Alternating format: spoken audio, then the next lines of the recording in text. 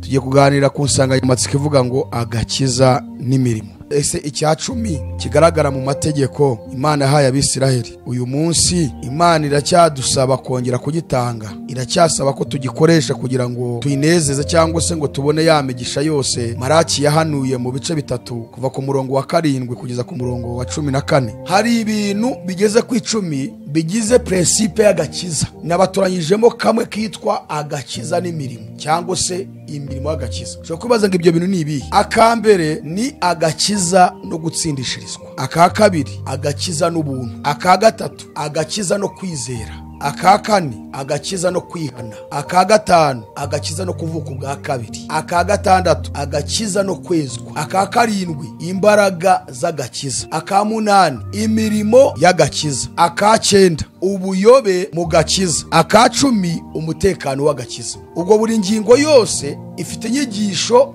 nibuze umuntu yakugisha nk'umwaka atarayirangiza.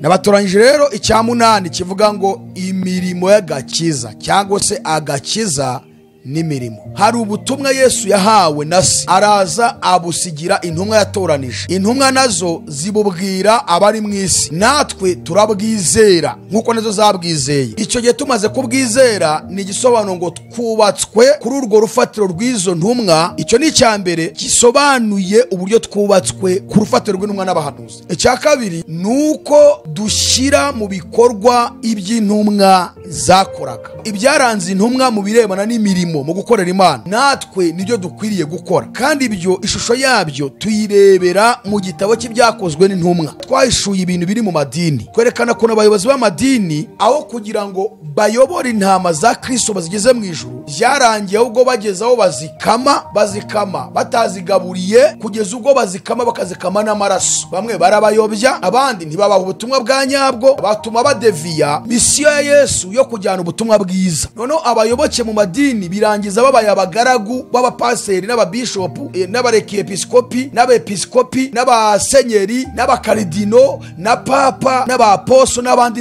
Abayoboke bahinduka abagaragu n'abaja bagukorera abo bantu, kandi bo bakomeza kuba abapagani, ntibakura ntibasoza misiyo ya Yesu. Mu madini menshi ho noneho banandika abantu batanze icya 10, buri wese bafite izina rye mu gitabo cy'idini, bakandika icya 10 atanze. Ubwo babazi n'umushahara akorera, nibabaha ijambo ribakuza, ntibabigisha ngo bezwe, ahubwo babagira abakozi babo kubakorera, bazana ibyabo babahereza gusa. Ari bo ubwabo ntibakizwa, abababwiriza ubutumwa ari nabo babwirije nabo ntibakizwa ko ntacyo babaha. Impamvu birivuga ngo bazayobya nabo nibangiza abayobywe. Muri izi mbuto rero 9, uru rubuto rwo kugira neza ni urwa 5, ni urubuto rurebana n'imirimo myiza. Ndagira ngo ahantu muhatinde mwokabyara, ahantu muhiteho cyane, muhumve cyane. Uru rubuto rwo kugira neza rwerekeza ku mirimo myiza itorero rikwiriye gukora hano muri iyi si. Niyo mpamvu Yesu yavuze ngo kugira ngo babone imirimo yanyu myiza bahere ko bahimbaze so mu ijuru. Nkuko umugisha ukubiyemo ibintu byinshi, ni nako n'umuvumo ukubiyemo ibintu byinshi. Amafaranga naberetse ko ahubwo ni ikimenyetso cy'uko wahawe iki? Umugisha w'Imana. Kuko imigani ibice 10:22 avuga ngo umugisha Uwiteka atanga uzana ubukire kandi nta mubabaro yongeraho. Avuga ngo icyambere mugende uko bikwiriye abo mwami wacu, kabiri mumunezeze muri byose, gatatu mwere imbuto z'imirimo myiza yose, icyakane avuga ngo kandi mwunguke kumenya Imana. Impano z'umwuka zihishura imbaraga z'Imana mu itorero ryayo riri hano muri iyi si, ariko imbuto z'umwuka zigaragaza icyo bita nature and character of God, zihishura kamere n'imiterere by'Imana, ziyishura Imana. Iyo utari kwera imbuto uba urimo kwanga ko Imana imenyekana mu bantu, kandi muri izo mbuto harimo n'urubuto rwitwa kugira neza, imirimo myiza. Izi mbuto 9 nizo mbuto Imana isaba abizera bose ku isi yose kwera. Niwera 8 urwa 9 nturwere, ntabwo uzabona Yesu agarutse. Niwera 7 2 ntuzere, uzabona Yesu agarutse. Niwera 5 enye ntuzere, uzabona Yesu agarutse. Kugira ngo tubone Yesu agarutse mu bwiza bwe, tuzabona ubugingo, nuko tugomba kwera izi mbuto zose uko ari 9. Haravuga ngo muri inshuti zanjye nimukora ibyo mbategeka. Umva, kora ibyo agutegeka.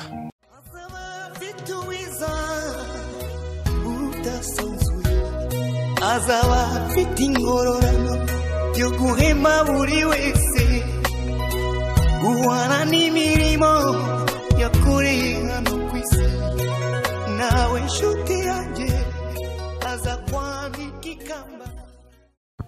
Reka dusuhuza abadukurikiye mwese kuri IRON TV shakiro ry'ubutumwa bwiza bw'ami bw'Imana aho muri hose mu bihugu bitandukanye ku migabane yose igize isi. Uyu munsi turashimira Imana kuko yongeye kutwemerera kuboneka imbere yanyu, ndetse kandi twakiriye abanyamuryango bose babarizwa muri ministries ya IRON Family of Jesus Christ Ministries International. Mwese aho muri ndabasuhuje kandi Imana ibaha umugisha kubwo kuboneka muri aya materaniro Sun Service. Duhaye ikaze rero n'abandi mudukurikiye kuri IRON muri aya materaniro yo ku cyumweru. Turashimira Imana kandi ko itubashishije kuboneka uyu munsi. Uyu munsi ikigisho cyacu cyangwa se ikiganiro tugiye kuganiraho, ndashaka kubaganiriza ku kintu kirebana n'agakiza n'imirimo. Iyi niyo topic tugiye kuganiraho. Abadukurikiye kuri IRON mwese ndetse namwe mwese abo muri ministeri, tugiye kuganira ku nsanganyamatsiko ivuga ngo agakiza n'imirimo. Ngira ngo ubushize bwo duheruka mu iteraniro riri ku cyumweru twiga ijambo ry'Imana, twize ku birebana n'icyacumi, agaciro kacyo mu gihe cya Isiraheli cyangwa se mbere yo kuvuka kwa Yesu ku ishyanga rya Isiraheli, hagati yabo n'Imana. Ndetse twongera kwiga ku cyacumi kuri Aburahamu n'Imana no kuri Yakobo n'Imana. Twongera kureba agaciro k'icyacumi muri iki gihe cyacu hagati yacu n'Imana ndetse no hagati ya Isiraheli n'Imana. Ni ukuvuga ngo twari turi kureba ese icyacumi kigaragara mu mategeko Imana yahaye Abisiraheli. Uyu munsi Imana iracyadusaba kongera kugitanga, iracyasaba ko tugikoresha kugira ngo tuyinezeze cyangwa se ngo tubone ya migisha yose Maraki yahanuye mu bice bitatu kuva ku murongo wa 7 kugeza ku murongo wa 14. So rero twize ku cyacumi, tubona n'uburyo Imana yarashyizeho cyatangwaga. Twabonye ibyiciro 4 cyahabwaga, harimo icyacumi cyaribwaga na ba nyiracyo kandi bikaba byabaga rimwe mu mwaka, kandi ba nyiracyo bakajya kukirira i Yerusalemu ahitiriwe izina ry'Imana. Twabonye ko Imana yarategetse yuko niyo yaba afite ibintu byinshi, kuko byabaga ari ibiribwa n'ibinyobwa ndetse n'amatungo. Iyo rero yabaga ari ibintu byinshi, Imana yarategetse ko ibyo bintu yabigurisha agatwara amafaranga yabyo cyangwa se ikiguzi cy'ibyo yabigurishije, akajya i Yerusalemu n'umuryango we wose, yagera akongera akagura bya bintu ngo bakabiryana n'umuryango we, ndetse bagaha no ku Mulewi. Kuko Mulewi twabonye ko Imana yari yaramubwiye ko ari yo mugabane we, kuko umuryango wa Lewi niwe wakomokagamo abatambyi. So rero Isiraheli igera muri Kanani, Imana yabwiye Mose uko bazagabana. Mose nawe abwira Yosuwa ari we wagejeje Isiraheli mu gihugu cy'i Kanani. Hanyuma rero aragenda, agezeyo abagabanya nk'uko Imana yari yabibabwiye. Ariko Imana yavuze yuko Abalewi, umuryango wa Lewi, bo batazahabwa gakondo mu gihugu cya Isiraheli. Ibabwira ko ariyo gakondo yabo, ibabwira ko ariyo mugabane wabo, ahubwo ibategeka ko bagomba gukora umurimo wayo mu ihema ry'ibonaniro. Rero niyo mpamvu uyu muntu waryaga icyacumi akakira Yerusalemu we nyiracyo, kuko cyaribwaga na nyiracyo. Tuvuga niba ari njyewe wagomba kugitanga, Imana yategetse ko ngiye ngifata nkakibika nkakijyana i Yerusalemu aho inzu y'Imana yari yubatswe, nkakirirayo n'umuryango wanjye, ariko nkibuka n'Umulewi nkamuhaho. Icyo cyabaga rimwe mu mwaka. Twabonye cya kabiri cyahabwaga noneho imfubyi, umusuhuke ari we munyamahanga, umupfakazi. Iki cyatangwaga rimwe mu myaka 3, kandi icyatangwaga ni ikibonetse muri uwo mwaka wa gatatu. Ntago babikaga icyo kuva ku mwaka wa mbere, wa kabiri n'uwa gatatu, ahubwo iyo myaka itatu ku mwaka wa gatatu nibwo bafataga ikigira 10 bakagikura mu byo bejeje muri uwo mwaka no mu matungo yabo yavutse muri uwo mwaka, barangiza bakakibika. Noneho imfubyi, umupfakazi, umusuke w'umunyamahanga bo bakajya iwuwo muntu mu rugo iwe, bakajya kukirirayo cyangwa bakagitwara uko bumva babyumva, ariko cyane Imana yavuze ngo bakirireyo. Ibyo byabaga rimwe mu myaka ingahe? 3. Tubona rero ikindi cyiciro cya gatatu Imana yategetse cyo guhabwa icya 10 ni abarewi, noneho bose muri rusange. Iki cyo bakibonaga kenshi nk'iyo bajyanaga amaturo mu rusengero i Yerusalemu, yaba amaturo yo yishimwe n'ibindi, hakorwaga icya 10 kigahabwa abarewi, wa muryango Imana yaravuze ko iyo mugabane wabo. Noneho rero akaza icya 10, noneho rero cya nyuma cyakurwaga mu bya 10 byahawe abarewi, icyo bitanga icya 10 cyo mu bya 10. Iki cya 10 cyakuwe mu bya 10 abarewi bahawe, na abarewi babikoraga Abisiraheli bandi iyo miryango yindi 11 ntabwo byayirebaga, ahubwo yo batangaga icya 10 ku barewi. Umuryango wa Lewi nawo ugakura icya 10 muri ibyo bya 10 ukakijyana i Yerusalemu mu nzu y'Imana, kugira ngo gitunge abatambyi bahora bakora umurimo w'Imana mu rusengero, ihema ry'ibonaniro, muri rya hema ry'ibonaniro.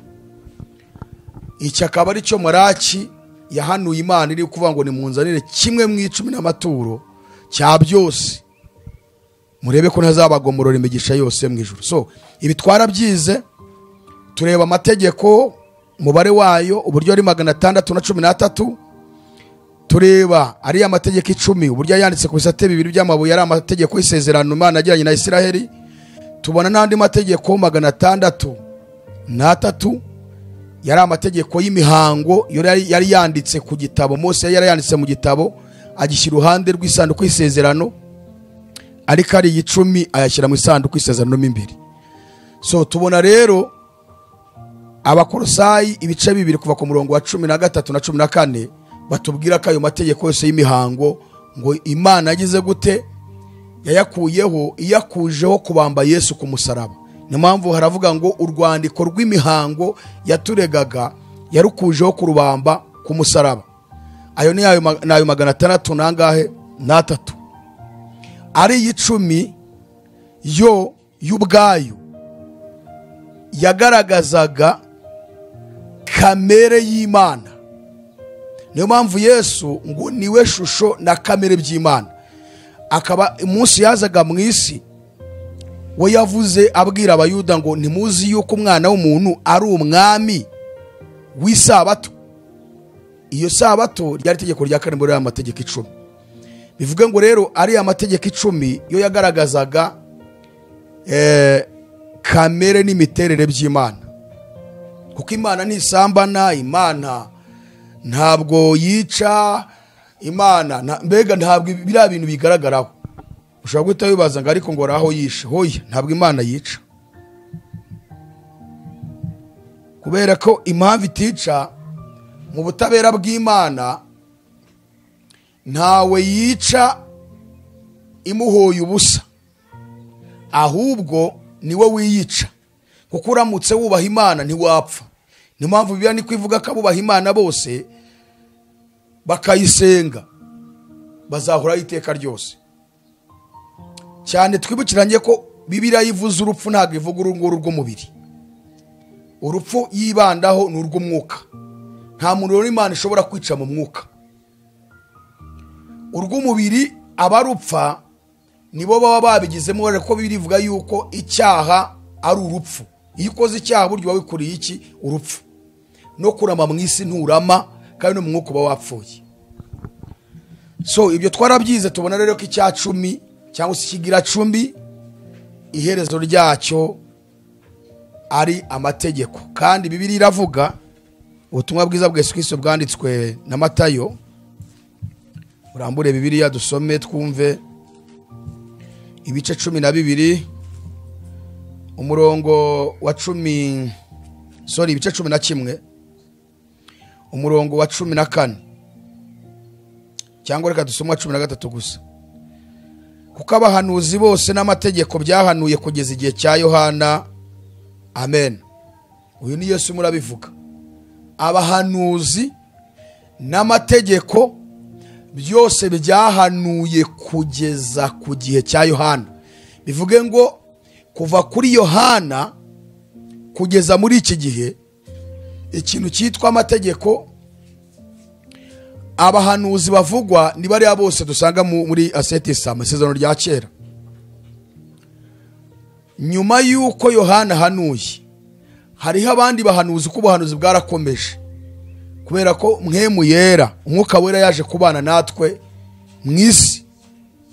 Ariko abahanuye iby'agakiza, amategeko agahamya agakiza, byose byarangiranye nande na Yohana. Niyo mpamvu uyu munsi turi mu gihe cyitwa igihe cy'ubuntu. Mu gihe cy'ubuntu rero ntabwo twemererwa na rimwe gutanga icyacumi. Twize kubirebana n'icyacumi, uburyo cyatangwaga, amategeko yakigengaga, imihango yacyo uko byagendaga, dusobanura isezerano rya kera uko ryabayeho n'icyo ryashushanyaga, uburyo ryari igicucu cy'umubiri wa Yesu, kandi ryari umushorera cyangwa umurezi urerera Yesu. None rikaba ishusho y'umubiri wa Yesu, rikaba n'umusaza. Mu Baheburayo ibice 8 umurongo wa 13 Bibiliya itubwira ko ryasazishijwe, ndetse n'igice cya 7 cy'Abaheburayo haraho Bibiliya ivuga yuko ngo ryagize umumaro muke. Urwandiko rwandikiwe Abaheburayo, dusome igice cya 7 duhere ku murongo wa 11. Haravuze ngo nuko niba gutunganywa rwose kuba kwarazanywe n'ubutambyi bw'Abalewi, kuko mu gihe cyabwo ariho abantu baherewe amategeko, niki cyatumye bigikwiriye ko undi mutambyi aboneka wo mu buryo bwa Melikisedeki itavugwaho, kari mu buryo bwa Aroni. Uwo ni Yesu uri muravugwa. 12 Nuko rero ubwo ubutambyi bwahindutse, nicyo gituma n'amategeko akwiriye guhinduka. Uyu murongo muwandika musurinye. Ubwo ubutambyi bwahindutse, nicyo gituma n'amategeko akwiriye guhinduka. Batubwiye ko ubutambyi bwa mbere bwakomokaga kwa Lewi nkuko twari tubibonye. Hanyuma ubutambyi bwa nyuma bukomoka kwa Yuda. Kandi amategeko arebana n'icyacumi ndetse n'andi mategeko yose nta hantu tubona yigeze abwirwa Yuda cyangwa ahabwe Yuda, ahubwo ari amategeko y'icyacumi yarebaga bene Lewi, ari bakomokagamo abatambyi bo mu gihe cya kera mbere y'ivuka rya Yesu. So rero itegeko ry'icyacumi n'andi mategeko yose ko ari 612, itegeko rya 10 ryo ryuza na 13 byahawe ishyanga rya Isiraheli. Uyu munsi ubwo butambyi si bwo bukiriho, ahubwo ubutambyi buriho bukomoka kwa Yuda, kuko Yesu niwe intare yo mu muryango wa Yuda. Harya mu Kirundi intare muhita nguki? Intambwe. Ni intambwe yo mu muryango wa Yuda. So ni ukuvuga ngo rero ubu uyu munsi ubutambyi buriho bukomoka kwa Yuda, ntabwo bukomoka kwa Lewi. Kandi kwa Yuda nta hantu batwereka yuko higeze hategekwa ikigira 10. Ni nayo mpamvu turutse haruguru kuva ku murongo wa 8 w'iki gice turimo cya 7 cy'Abaheburayo havuga ngo kandi muri twe abantu bapfa nibo bahabwa kimwe mu 10, na icyo gihe cyahawe uhamywa ko ahoraho. Ubwo ni igihe Aburahamu yahaga Yesu icya 10. Ndetse byabasha kuvugwa yuko Lewi uhabwa kimwe mu 10 nawe ubwe yagikoresheje ku bwa Aburahamu, kuko yari akiri mu rukiryi rwa sekuruza ubwo Melikisedeki yamusanganiraga. 11 Nuko niba gutunganywa rwose kuba kwarazanywe n'ubutambyi bw'Abalewi, kuko mu gihe cyabwo ariho abantu baherewe amategeko, niki cyatumye bigikwiriye ko undi mutambyi abonekaho mu buryo bwa Melikisedeki utavugwaho ko ari mu buryo bwa Aroni.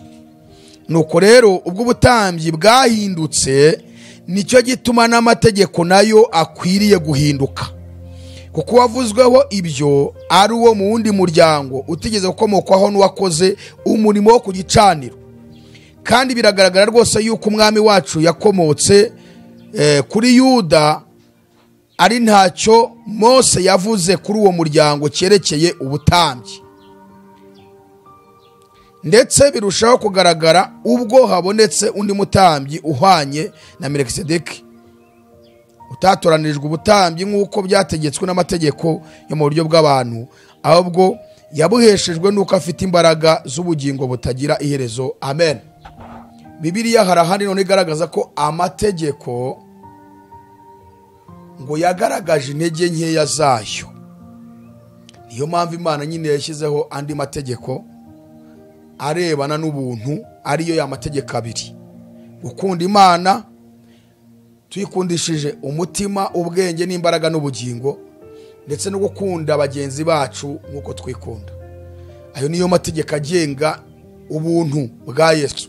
So uyu munsi noneho rero tushaka kuganira ku nsanganyamatsiko ivuga ngo agakiza n'imirimo.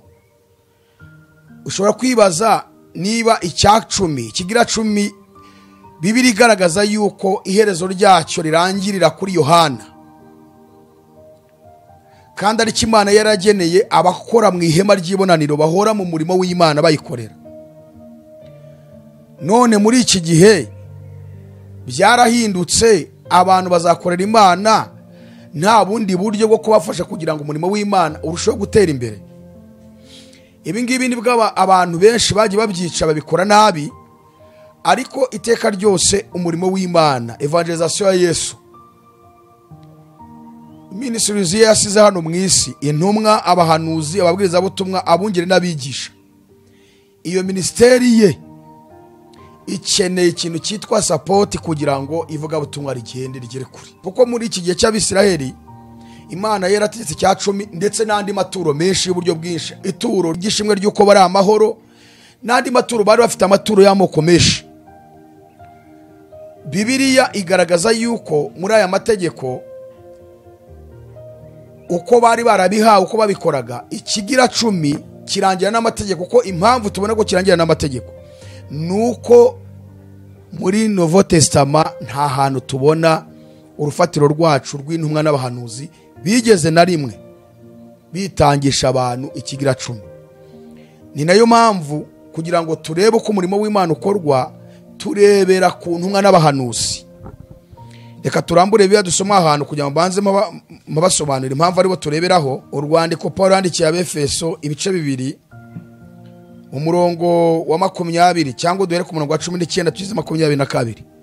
Urwandiko Paul yandikiye Abefeso ibice 2 umurongo wa 19 kugeza 22. Haravuze ngo nuko nimukiri abashyitsi n'abasuhuke, ahubwo muri ubwoko bumwe n'abera, ndetse muraba mu nzu y'Imana.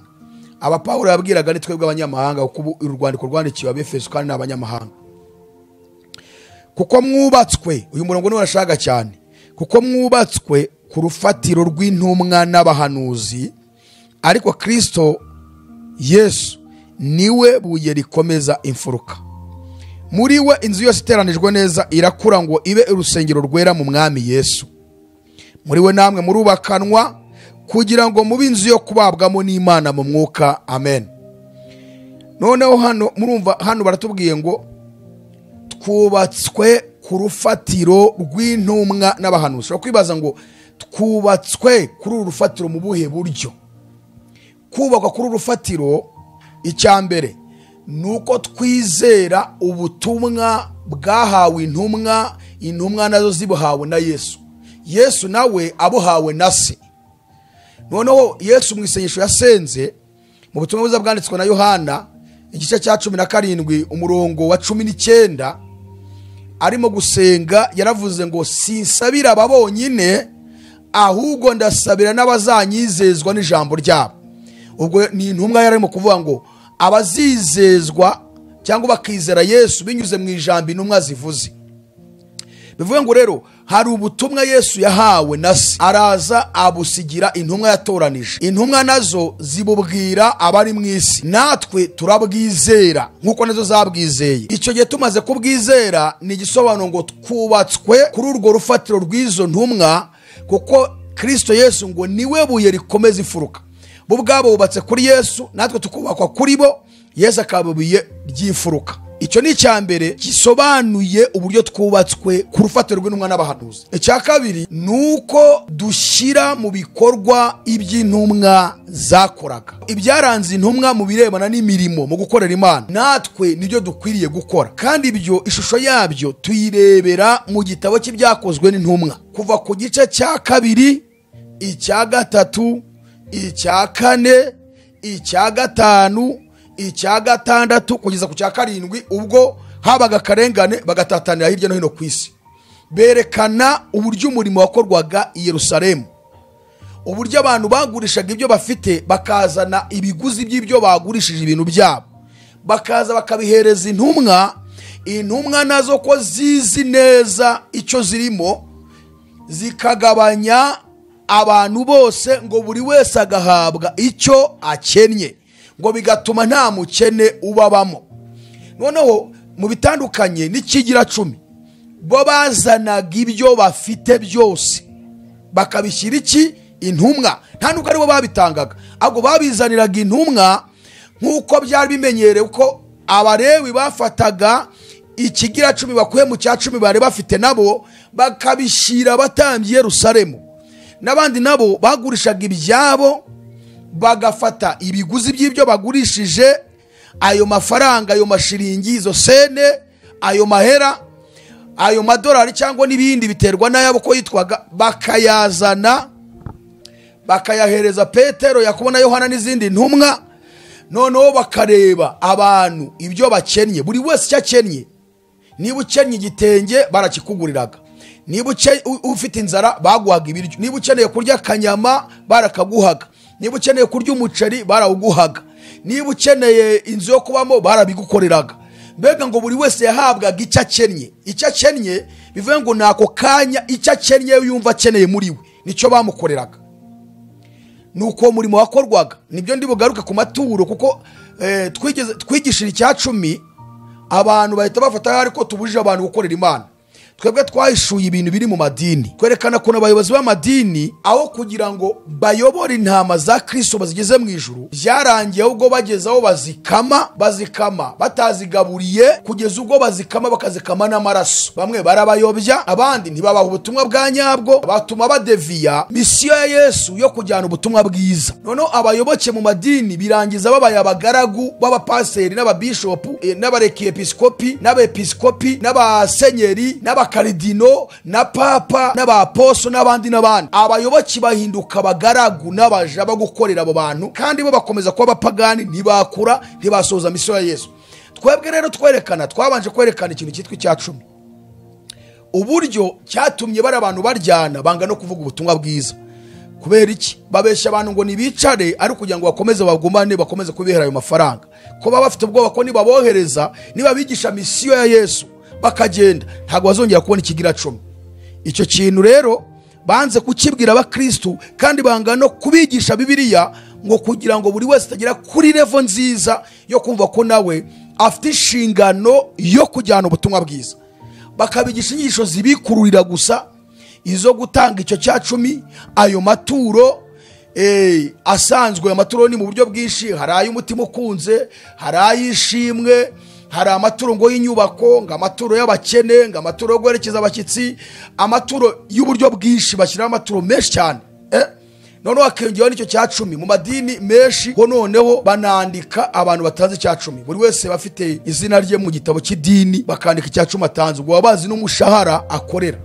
Impamvu bishop cyangwa pastor cyangwa apostle, iyo ko kwezi uwo muntu adatanze icya 10 cyagatanga make, baramuhamagara bakamutumbiza akaza kubisobanura neza, kuko icya 10 yatanze cyagaragaje umushahara ahembwa. So twabanje kwerekana ikintu cyitwa amategeko, turimo gusenya abantu bigisha isezerano rya kera uko riri mu buryo buri pratique, mu buryo buri physique, uko byabaga ku Bisiraheli. Babyigisha uko, kandi twebwe turi mu gihe cy'isezerano rishya, isezerano ry'umwuka. Dukwiriye kwigishwa n'irya kera, tukarisesengurirwa mu buryo bwa mpemu, tukabyerekana mu buryo muri pratique ko mu Bisiraheli byari bimeze, ariko tukarizana mu buryo bw'umwuka icyo ryashatse kuvuga n'uburyo cyasohoye. Noneho bo rero abaryigisha muri iki gihe babyigisha uko biri muri pratique, bagahita babwira n'abakristo ngo nibabikore. Kandi tubona ko hafi ya byose byarangiranye n'igihe cyabyo, ahubwo mu isezerano rishya hari ubundi buryo Imana yubatse bwo gukorera iki Imana. So nicyo twashatse kuvuga, kugaragaza ko ikigira 10 cya 10 igihe cyacyo cyarangiye. Kabiri, twongera kwerekana abantu uburyo babaye abagarwa ba pasiri mu gutanga amaturo n'ibindi, ariko baratumye badeviya umugambi wo kwamaza ubutumwa bwiza. Nibabaha ijambo, nibakuza, ntibabigisha ngo bezwe, ahubwo babagira abakozi babo kubakorera, bazana ibyabo babahereza gusa. Ari bo ubwabo ntibakizwa, abababwiriza ubutumwa, ari nabo babwirije nabo ntibakizwa ko ntacyo babaha. Impamvu birivuga ngo bazayobya, nabo nibangiza bayobywe. So kuba rero twaravuze gutya, twagira ngo twereke abantu ayo madini bayavemo, noneho babe bo babane n'Imana ubwabo, ariko ntitwababwiye ngo nimureke gukorera Imana. Oya, ntabwo Imana yigeze ihagarika ikintu cyitwa amaturo, kuko mu isezerano rishya ahubwo niyo yakomeje gutangwa. Ndetse na Pawulo intumwa watangije amatorero hirya no hino muri Aziya no mu Burayi, yakomeje kujya abikora. Iyo dushaka kureba ngo ni gute umurimo w'Imana ukorwa, tuwusuzumira mu isezerano rishya. Pawulo nawe yandikiraga amatorero yose yagiye abwiriza ubutumwa muri Aziya no mu Burayi, akababwira ngo dore nzagiye Yerusalemu, nzajya Ipafiriya, akababwira ati mwebwe nimusonzoranye imiya. Bibiliya mu Kinyarwanda ariko babyita ngo nugusonzoranye imiya. Gusonzoranye imiya bivuge ngo nukuzana nuri akazana nuri akazana nuri akazana, bamara kuzana bakayarundanya bagaha Pawulo ahagiye ngo agakenura abakene bariyo. Kandi niba arababwirije ubutumwa bakirukanwa n'imiryango bitewe nuko bakiriye Yesu, cyane ko kiragiye Aziya yakoreshaga yasengaga ibigirwamana, n'uyu munsi ko bikimeze. None ugasanga abandi ni Abayahudi bafite amasinagogi muri Aziya yose no mu Burayi. Hari abihanaga rero bakirukanwa, niba ari abagore bakirukanwa n'abagabo babo, niba ari abana bakirukanwa n'ababyeyi, bose bagahungira kuri Pawulo. Pawulo agasigara ari uri kubafasha. So akababwira ati rero musonzoranye imiya, nzajya hanaha, bakayarundanya bakayamuha akagenda. Uwo ni Pawulo washinze amatorero menshi, wanditse inzandiko 13. Hanyuma intumwa uko zakoraga Yerusalemu nubwo buryo mbabwiye. Hago rero ibyo byigeze bihinduka. Hari ukuntu rero uvuga ibintu birebana n'amafaranga, abantu kavuga ngo none se uko tuzi ko ngo yigishira avuga yuko ngo ibyo ari byo mu madini, ngo none ngabizanya ati twebwe ntabwo twigeze tubwira abantu kureka gukora Imana. Twerekanye yuko ko bayikorera mu bujiji batazi impamvu bayikorera, none bakayikora nta zindi nyungu. Ahubwo none ushaka tubabwira ngo muze mwicare mwige musobanukirwe uburyo gukorera Imana bifite inyungu, kandi ubikora ubizi zini impamvu bikoze. So agakiza n'imirimo niyo topic mfite, ariko murambure Bibiliya mbanze mbasomera aho ushaka gusoma. Urwandiko rw'Abagalatiya, Abagalatiya igice cya 5 murongo wa 22 kugeza ku murongo wa 24.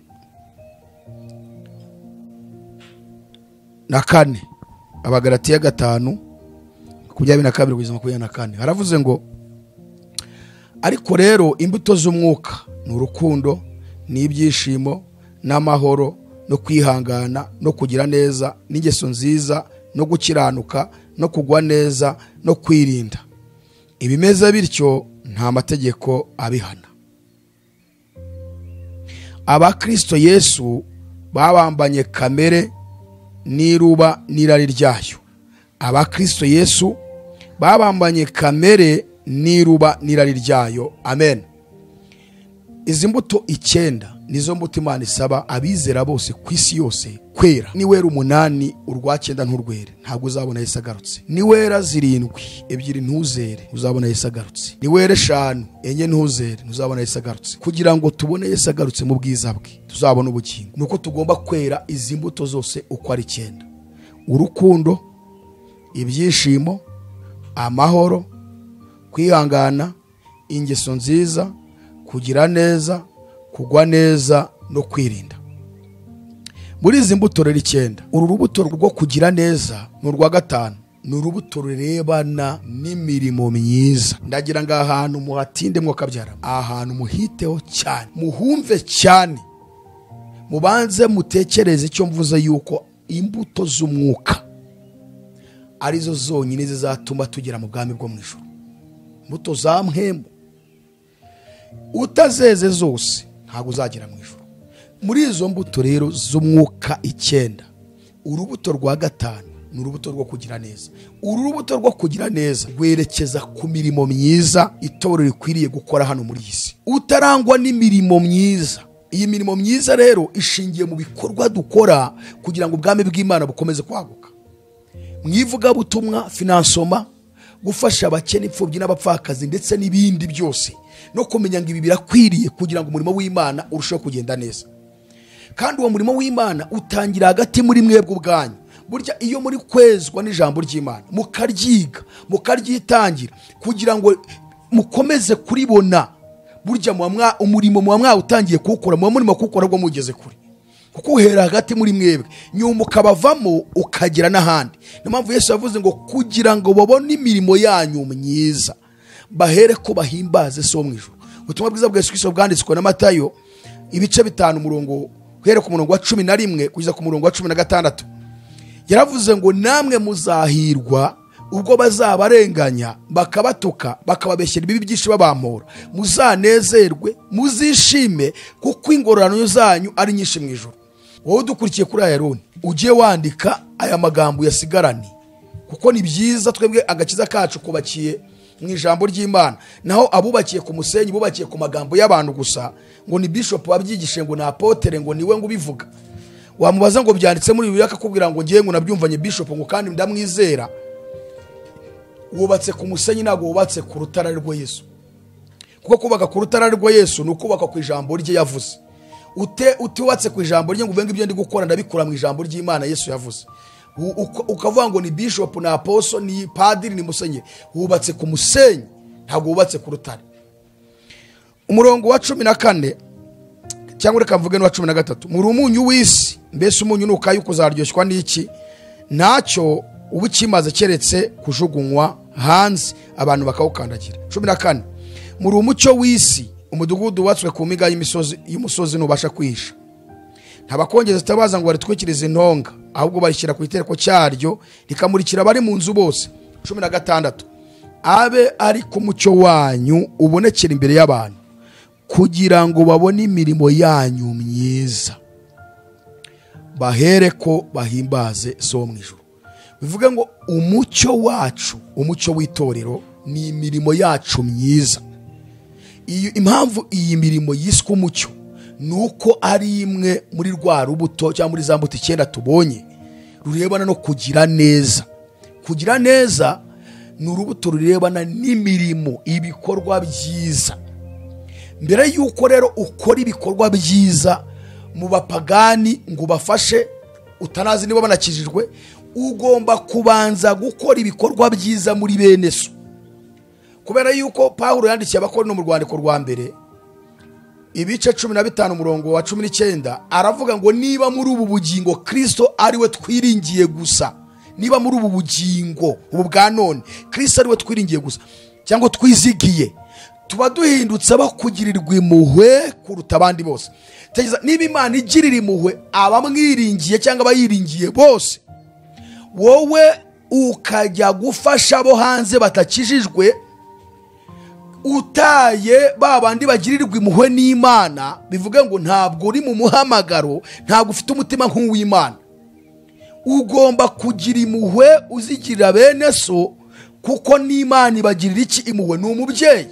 Ni nko kubona umwana cyangwa se abana mu rugo bavukana afite barumuna be cyangwa bakuru be bakennye bameze nabi, agasoka akajya gufasha abahandi asize abo mu muryango we bavukana mu maraso, akajya kwifashiriza abo handi.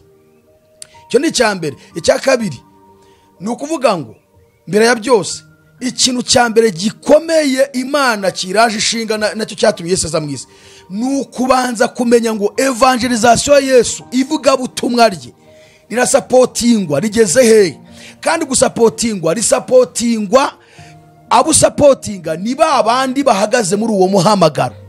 Ukavuga ngo aba bantu kugira ngo bavuge ubutumwa bwiza babugeze kure, njyewe ndumva mfite ubushobozi Imana yampaye, reka mbasapotinge bavuga iki? Ubutumwa bwiza. Ibyo nibyo byiza, uba urimo gusohoza icyo Imana ishaka. None wamara kubona evangelization ihagaze neza, abantu bari guhinduka ndetse n'abavuga ubutumwa bameze neza, ukongeraho noneho no gusapotinga babwirijwe ubutumwa bwiza. Nima Paulo avuga ngo musonzoranye impiya mumpereze amafaranga aho ngaho muyarundanye nzajya ibunaka. Urumva we biramufashije. Hari abantu bajya bavuga ariko ngo Paulo ngo yakoraga imirimo. Paulo arashimira abafilipi, Paulo arashimira abahehe bose bamaga amafaranga bamufashaga, yakoraga ko kandi ariko siko kari kamuhagije kuvuga ubutumwa bwiza ko kubohema. Uburi se ingendo zose yakoraga, yategaga amato, yakeneraga kurya mu nzira, hari ibintu byinshi, ndetse hari ubwo bari kumwe n'abandi Sira, Timoteyo, ba Dogiteri Luka, bande bose badema bamusize bakaza kwigendera, ba Mariko. Abo ni abantu bose Paulo yagendanaga nabo kandi bakeneye kurya. Yesu yari afite ministeri y'abadamu b'abakire bari bashinzwe gufinansa ivuga butumwa, kuko nta kandi kazi Yesu yakoraga, ndetse nabo bari kumwe nta bindi bakoraga. Aho bajyaga hose abo badamu nibo bahoraga bashyira amafaranga, rimwe na rimwe bakajya no guhaha ibiryo bakabizana kugira ngo intumwa zirye na Yesu umwami wabo arye. Nta handi bakoraga amafaranga ko nta kandi kazi bari bafite. So ntabwo rero gukorera Imana byigeze birangira, kandi noneho icyitonderwa kutabikora ni imivumo, kandi ikakugiraho numenya impamvu zibirimo birakubaho. Nababwiye ngo nkuko umugisha ukubiyemo ibintu byinshi, ni nako n'umuvumo ukubiyemo ibintu byinshi. Ubushize nababwiye ngo hari abantu bafata umugisha kari ukubona amafaranga, bavuga ngo ni inkora ibi ngo Imana iransubiza ibi. Hoya, nababwiye ngo umugisha ukubiyemo ibintu byinshi, ntabwo ari akantu kamwe. Amafaranga naberetse ko ahubwo ni ikimenyetso cy'uko wahawe iki? Umugisha w'Imana. Kuko imigani ibice 10:22 avuga ngo umugisha Uwiteka atanga uzana ubukire kandi nta mubabaro yongeraho. Umugisha Uwiteka atanga uzana ubukire kandi nta mubabaro yongeraho. Ubukire noneho bwo buzanwa n'iki? Umuntu ufite amafaranga ni nawe ugira ubwo bukire, kandi ufite ubukire bafite n'amafaranga. Noneho hari abantu bafashe rero ko ahubwo amafaranga ari yazana umugisha. Niyo mpamvu umuntu bamubona amafaranga cyangwa bamubona ubwo bukire ngo uriya muntu afite umugisha w'Imana, gushaka Imana ngo yamuhaye umugisha. Hoye, kandi umugisha ahubwo ari uzana ubwo bukire. So iyo rero watangiye kumera nk'uvunjisha ku Mana, kakurangiranye nta mugisha wabona. So umugisha ukubamo ibintu byinshi. Hari kubona ayo mafaranga, hari kubona ubwo bukire, hari ukuba utarwaragura, hari kuba abana bawe batarwara, hari kuba urugo rwawe rwubakitse ntirusenyuke, hari kuba hataboneka amahane mu rugo rwanyu, mu muryango wanyu, hari kubona abana bawe bakijijwe, Satani yarabibasiye ukabona barakijijwe kubera ibyo byitwa gukorera Imana. Hari ukuba abandi bahura n'ibyago, bahura mu byago byinshi basohora amafaranga menshi, wowe ugasanga nta kibazo na kibe kikubaho. Hari ukurindwa ubumuga ntugire ubumuga, hari ukuryama ugasinzira, hari abaryama kabura ibitotsi, hari ukuba ugira ibyishimo abandi barabibuze, hari ukwambara ukaberwa n'umugisha. Mwari muzi no kwambara ukaberwa nawe ari umugisha w'Imana. Muzi ko hari abantu bambara ntibaberwa, akagura imyenda ihenze ukabona nabwo ntaberwa akagura ibihenze ukabona wapi, akagura nk'umwenda w'ibihumbi 500 kubera ukuntu ataberwa, ukagira guguza ibihumbi 5 kandi ari umukire. Fatse kucyura umuntu yambara ibintu bihendutse kandi afite ubushobozi, birahenze ahubwo nuko ataberwa. Noneho rero hari umugisha wo guha abana bawe ubwenge, hari umugisha wo kurindwa kw'abana ngo batarwaragura, hari ni byinshi. Ibyo byose ni ibimenyetso by'umugisha, kuko Imana yaguhaye iki? Umugisha. So rero nkuko mbabwiye bwo nta kintu mvuze ku mugisha, nyine ibimenyetso biranga umugisha, ni nako n'umuvumo ugira ibimenyetso byinshi bikugeraho numenye ko ari umuvumo uri kukugeraho. Uko kurwaragura nyine urumva ni ikinyuranyo, ukaba warwaragura, ukawagira ubumuga, abana bakaba bahorana ibintu rimwe na rimwe, ugasanga hari ibibazo byinshi uhoramo, byinshi bidashira, urarogwa, urirutsa, barakoreza imyuka mibi n'ibindi. Icyitonderwa, iyo mvuze ibi ntiyavuze yuko hari umuntu uhura n'ibyo bitewe nuko ari ishuri Imana ishaka kumushyiramo, bitewe nuko ushaka kukwigisha. Icyo gihe ari kiguhamiriza yuko atari umuvumo, nuko wowe ubwawe wisuzuma ugasanga nta kibazo ufitanye n'iki n'Imana, ugasanga urakijijwe, ugasanga ya mirimo myiza urayikora, imbuto urazera zose.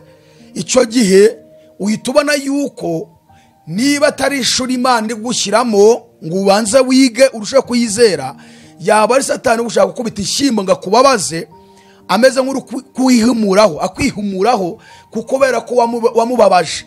Icyo gihe rero yari Satani wongera ibihe byo gusenga, ahinda uburyo bwo gusenga, ukamukubita akava mu nzira. Iyo ari Imana wongera gusenga ukarushaho kuba inshuti nayo, ugakomerera muri ibyo bigeragezo kugeza igihe Imana izavanga igihe cyanjye kirageze, urwego nagushakaho mu kwizera ruzuye, sohokamo, akira diplome, genda utangire ubuzima, baho neza, ugasanga ibintu bigenze neza. So rero icyo gihe ni wowe bimenye, ariko atari ko bimeze, ni imivumo. Uramutse usanze hari amakosa menshi wari ufite, ni imivumo yakwinjiranye. So gukorera Imana bibyara umugisha mwinshi cyane, agakiza n'imirimo, cyangwa se imirimo y'agakiza. Ubundi hari ibintu bigeze ku 10 bigize principe y'agakiza. Ibyo bintu 10 bigize principe z'agakiza cyangwa principe y'agakiza ntabwo nabyigisha ngo nzabirangiza, ariko nabatoranyijemo kamwe kitwa agakiza n'imirimo, cyangwa se imirimo y'agakiza. Ushobora kubaza ngo ibyo bintu ni ibihe? Akambere ni agakiza no gutsindishirizwa, aka kabiri agakiza n'ubuntu, aka gatatu agakiza no kwizera, aka kane agakiza no kwihana, aka gatanu agakiza no kuvuka ubwa kabiri, aka gatandatu agakiza no kwezwa, aka karindwi imbaraga z'agakiza, aka munani imirimo y'agakiza, aka cyenda ubuyobe mu gakiza, aka 10 umutekano w'agakiza. Ubwo buri ngingo yose ifite inyigisho nibuze umuntu yakugisha nk'umwaka atarayirangiza. Nabatoranyije rero icya 8 kivuga ngo imirimo y'agakiza, cyangwa se agakiza n'imirimo. Umukristo akwiriye kurangwa n'iki? N'imirimo.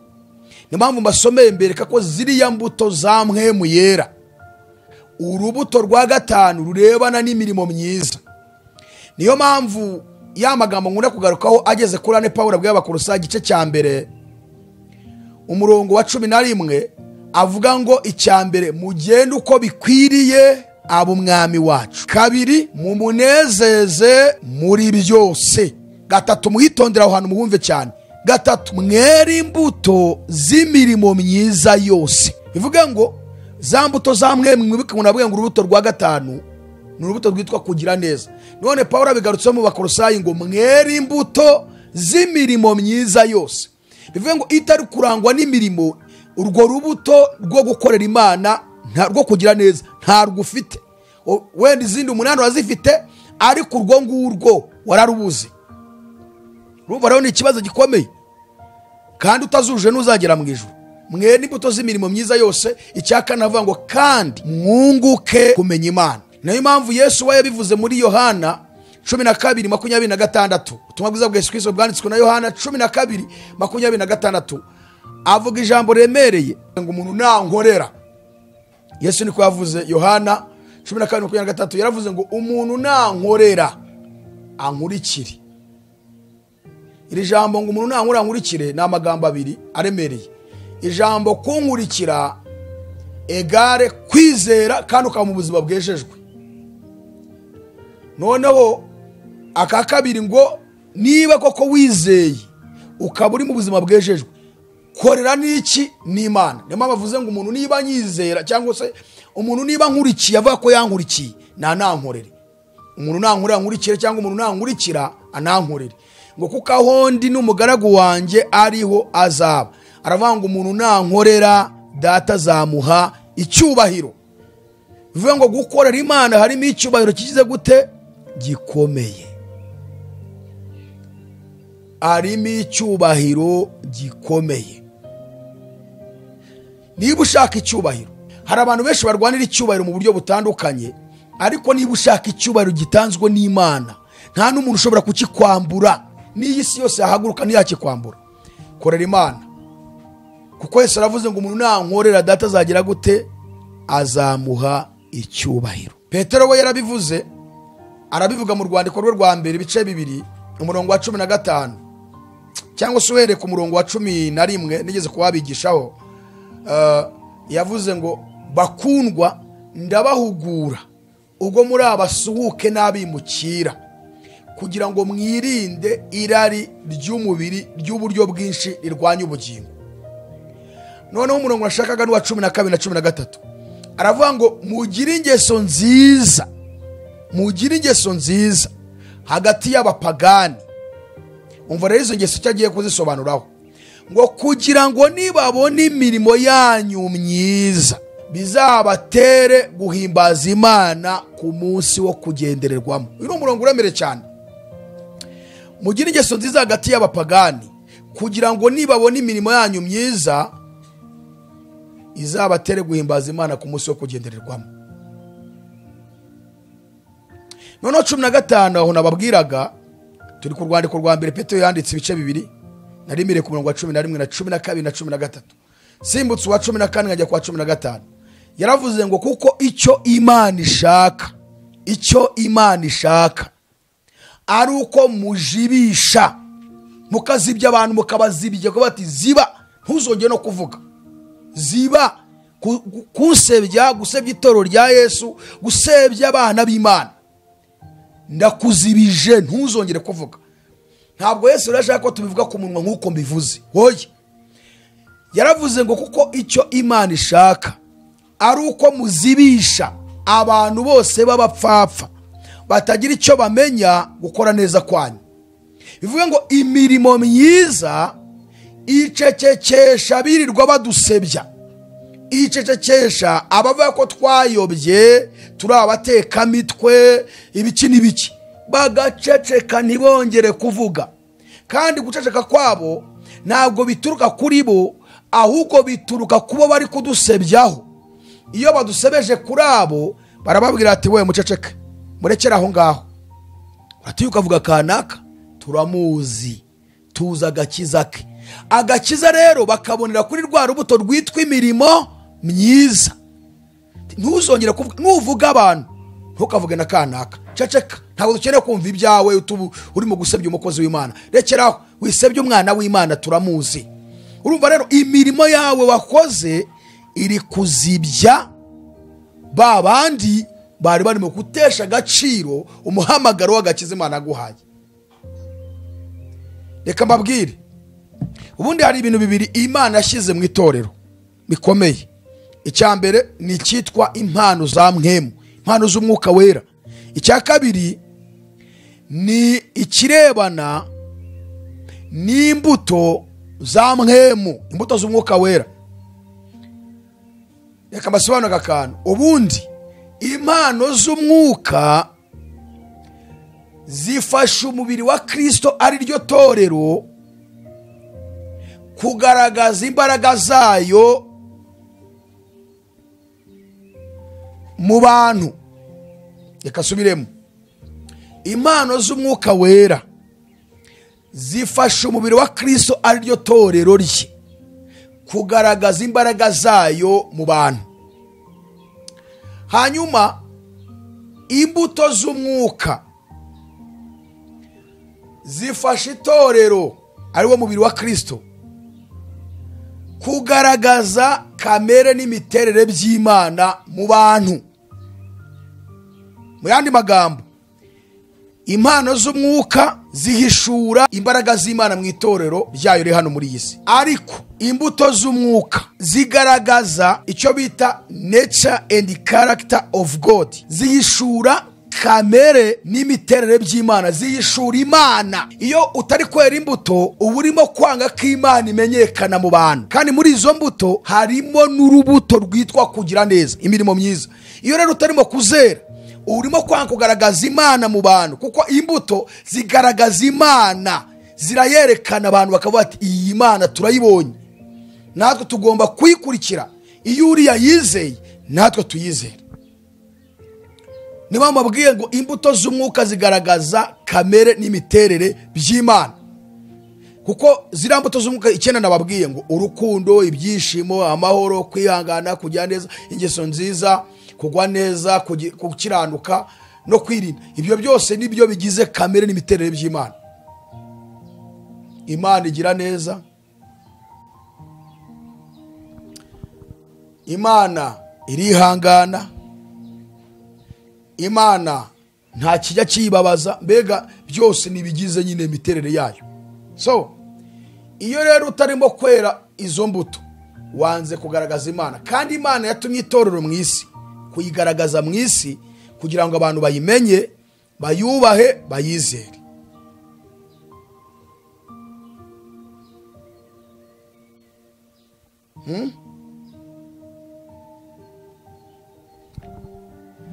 Noneho iyo tugiye kureba, hari abantu bajya bigisha bakitwaza uyu murongo wo muri Matayo Yesu yavuzeho ngo ni cya 10,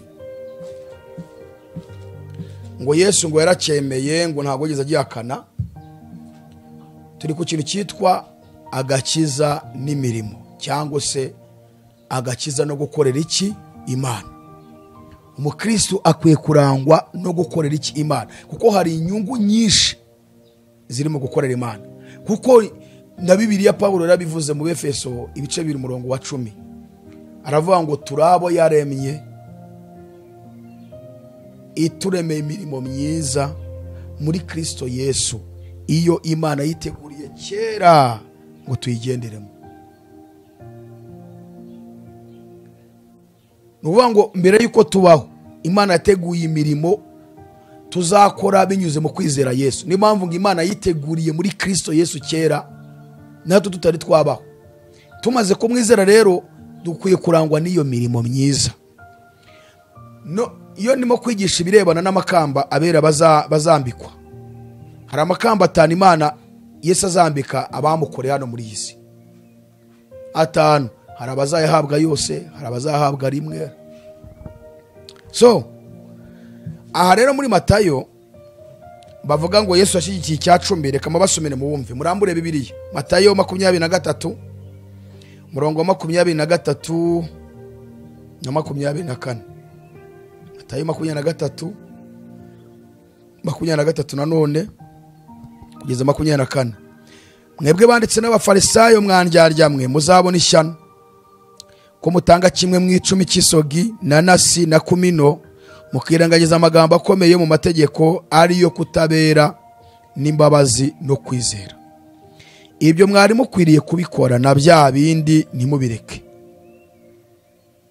Mwabarandasi bahumye mwe, muminini umubu ariko ingamiya mukayimira bunguri.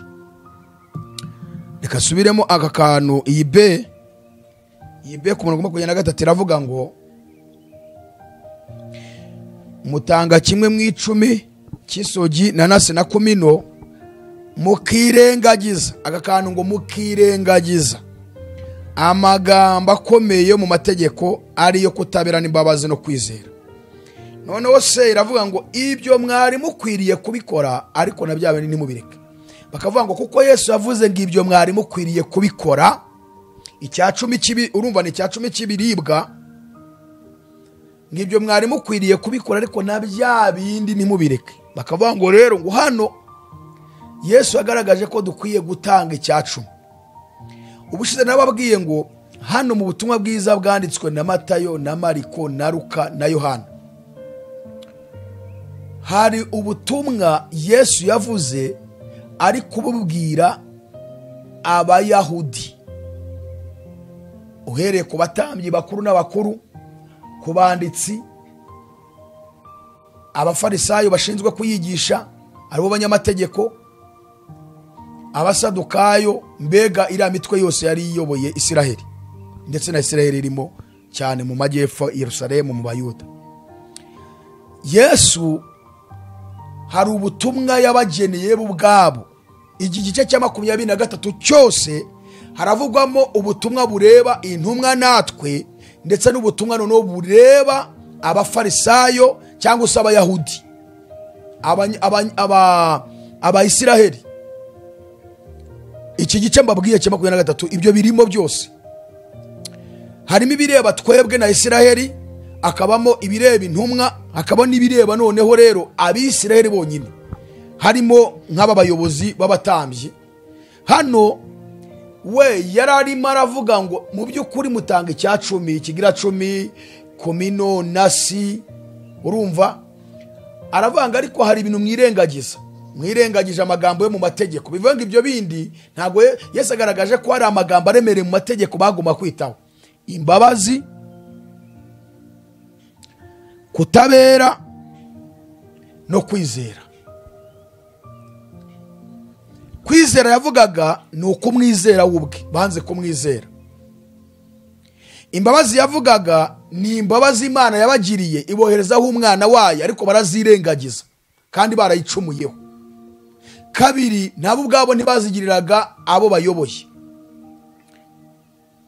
Ubutabera yavugaga ni uko Imana mu butabera bwayo yaje gucungura umuntu bitewe n'uko yo yamukunze urukundo rukomeye.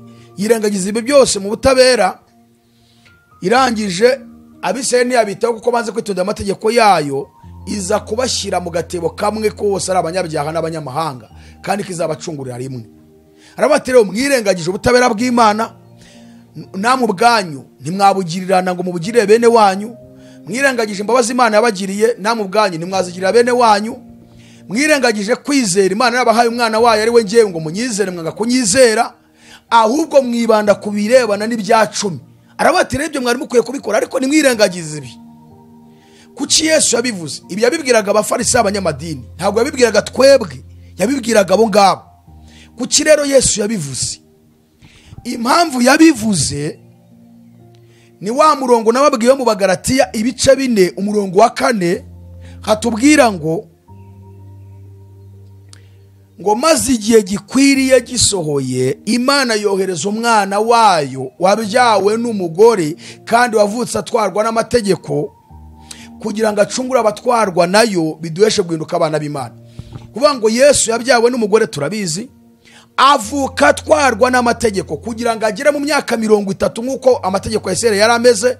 Iyo wagiraga imyaka 30 uri igitsina gabo, ukaba nta nenge nimwe ifite, nibwo Iso yafataga ikanzu ye akayikwambika, yahamagaye imiryango y'abagabo bagenzi be, akayizana akagushyira hagati yabo, akavanamo umwenda we akawukwambika, agafata inkoni akayiguha, yarangiza akavuga ngo uyagejeje igihe cye noneho rero cyo kuba ari we mbega wisimama ku bintu byose.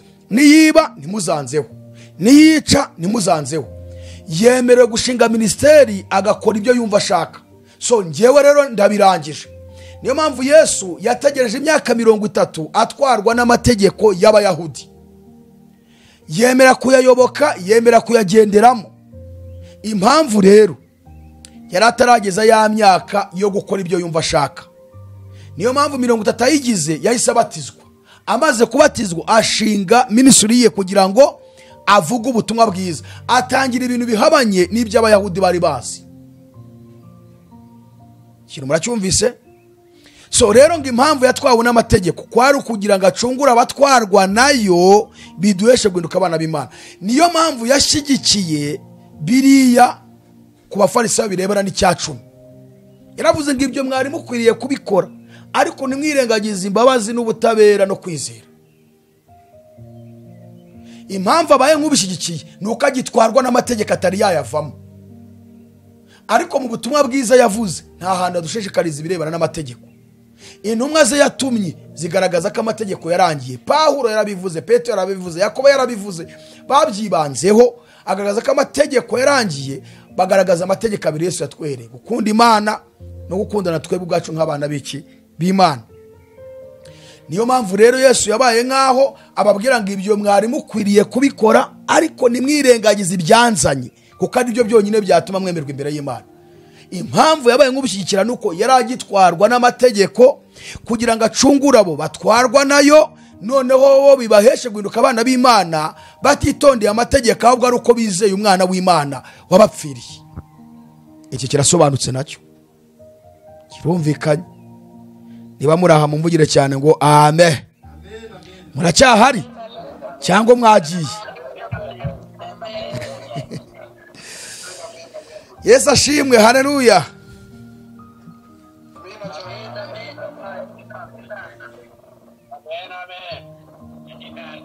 Haleluya, haleluya, haleluya. So ni ukuvuga ngo rero ahantu ngiye gusoreza ndi gusatira ku musozo, ndabanza shimire abari badukurikiye kuri Iron TV mwese, kubera ko ikiganiro kibaye kirekire kugira ngo duse nkaho dusubukura ikindi. Ubwo nukuvuga ngo episode ya mbere yarangiye, tugiye gukurikiza ya kabiri, muzayikurikira zose tuzazishyiraho, imwe izajyaho dushyire yindi.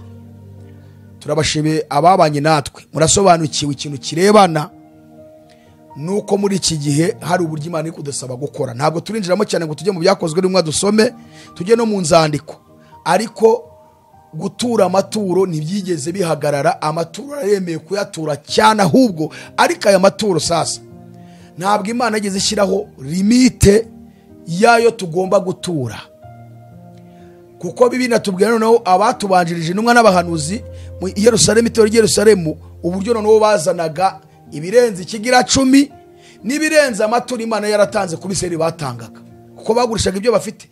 Niyo mpamvu witwa Ananiya na Safira bakoze ikosa rikomeye kubera inda nini, bajya kugurisha ibyabo, bamaze kubigurisha bakataho, barahisha, bazana makeya. Petero arababaza ngo ibi muzanye nicyo kiguzi cy'isambu yanyu kweli? Ananiya ati nukuri nicyo. Kumbe yabanje kubyumvikanaho n'umugore we. Umugore nawe akora ikosa asigara aho ngaho. Nibuze yo bazana umwe yari gupfunda agahita avuga ukuri ati rwose. Petero avuga ngo singe mubeshye, ahubwo ni mwe muyera, ni umwuka wera mubeshye. Abaguye aho ngaho barapfuye. Petero ati mujyane mujye gushyingura ara hepfo. Umugore wahaziye Petero ati niko mada Safira we, ibi bintu muzanye aya mafaranga muzanye nicyo kiguzi cy'isambu yanyu? Undi ati nukuri nibyo. Ntiyarazi ngo umugabo we yapfuye shwi, cyane ko n'abakishaka abakristo muri cyagiye bagiraga ibanga rikomeye we. Ibaze ko umugore yaje abakristo bamubwira ibimaze kuba, wabubwira uti umugabo warapfuye kubera ibyo abeshye. Urumva ibanga bagiraga? Baricecekera. Petero arongera amubaza mada haguruka tukubaze mu iteraniro. Arahaguruka. Amafaranga umugabo yatuzaniye angana n'ikiguzi mwagurisha isambu yanyu?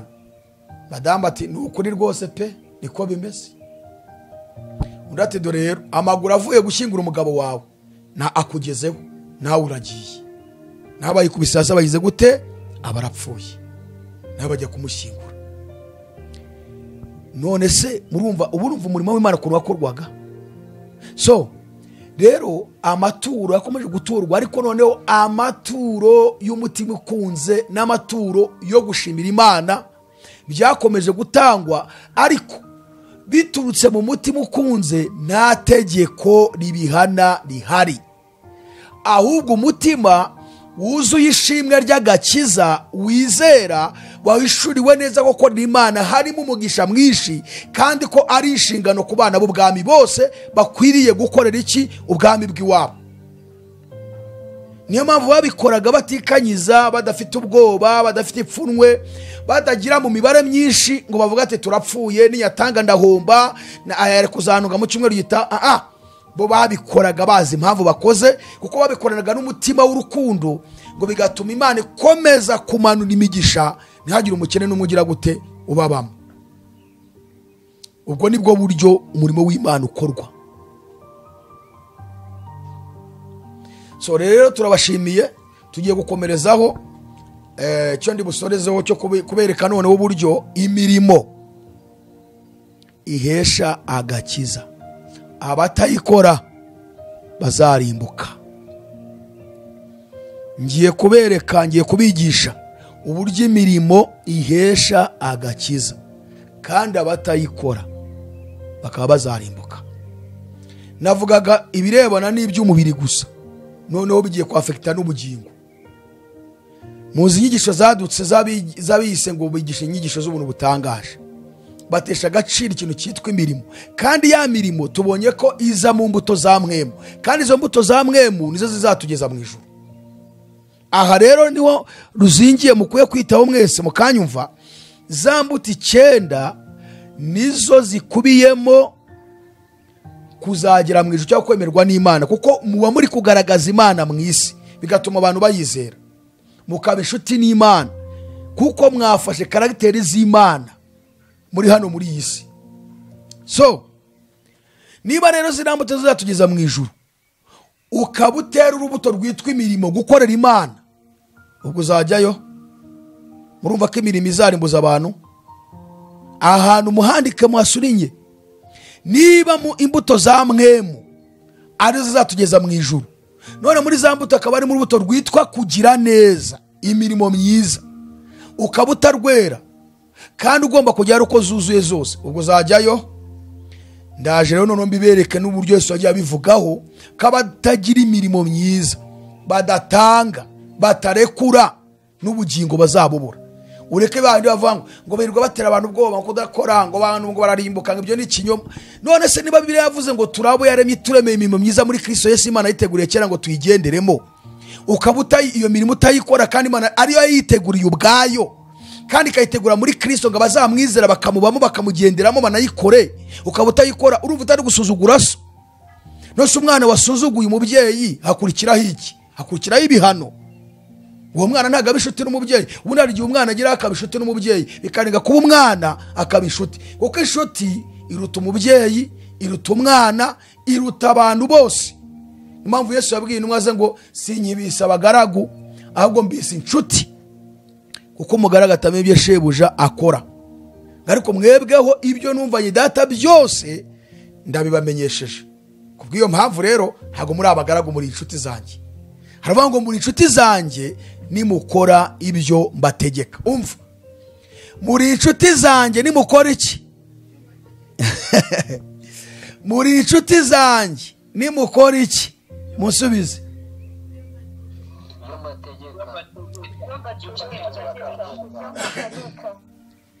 Bivuga ngo rero niba ushaka kuba inshuti n'Imana, ukamukeneye cya cyubahiro cy'Imana cya Yesu, kora ibyo agutegeka, biri mu ijambo ry'Imana. Turabashimira rero, Imana ibahe umugisha. Ubundi rero harakurikira episode ya 2.